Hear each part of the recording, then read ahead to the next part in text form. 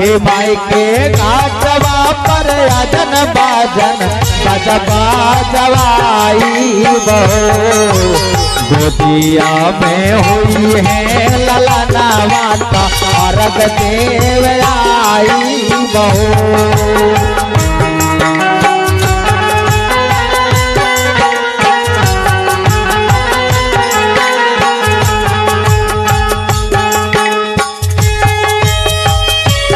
जय हो।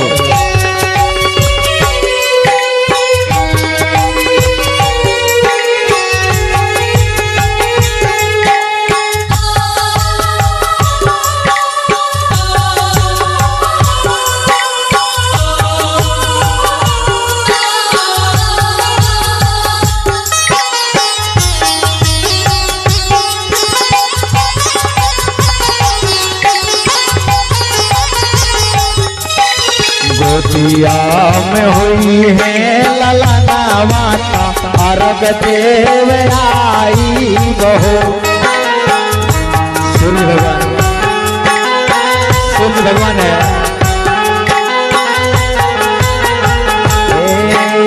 गोदिया में हुई है ललना माता अर्घ देव आई बहो।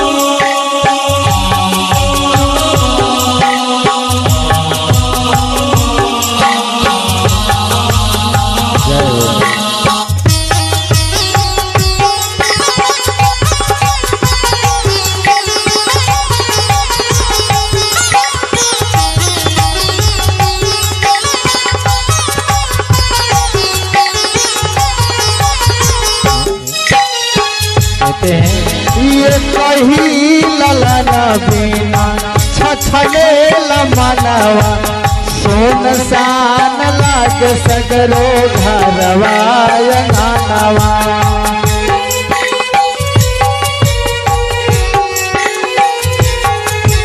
ये कही ललना बिना छछने मनवा सोन सान लागे हमरो घरवा अंगनवा।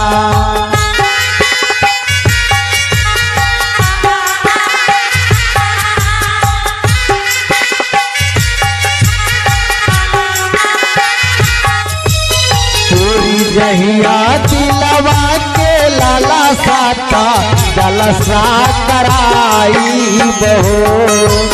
पूरी जहिया दिलवा के लाला साता जलसा कराई बहो।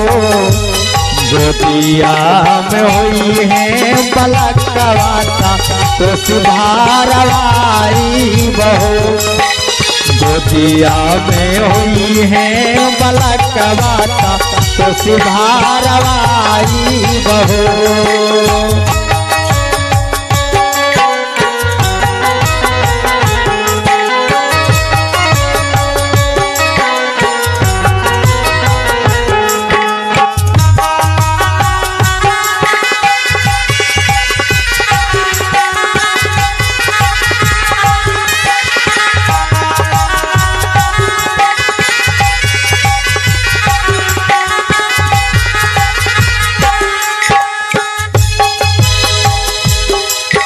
छठी माई के घाटवा पर आजन बाजन बजबा जवाई बहो। गोदिया में हुई है ललना माता अर्घ देव आई बहो।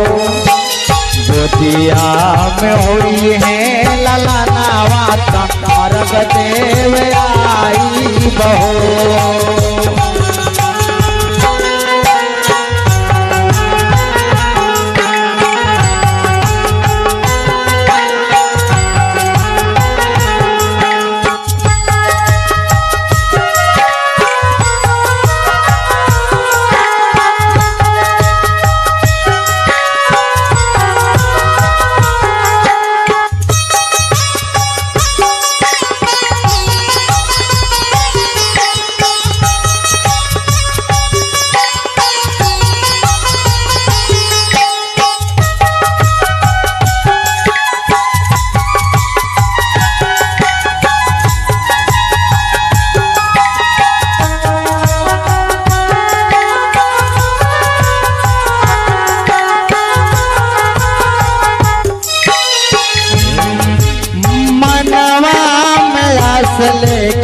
रोवली बंझनिया कहिया बसैब छठ मैया हमारो दुनिया।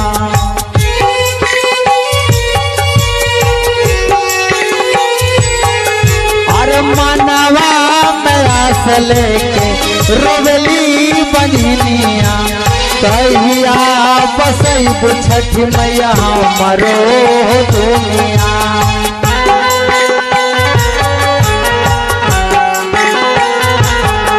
अरे ऐसा सुंदर फल पाई बता सूरज को हराई बहो।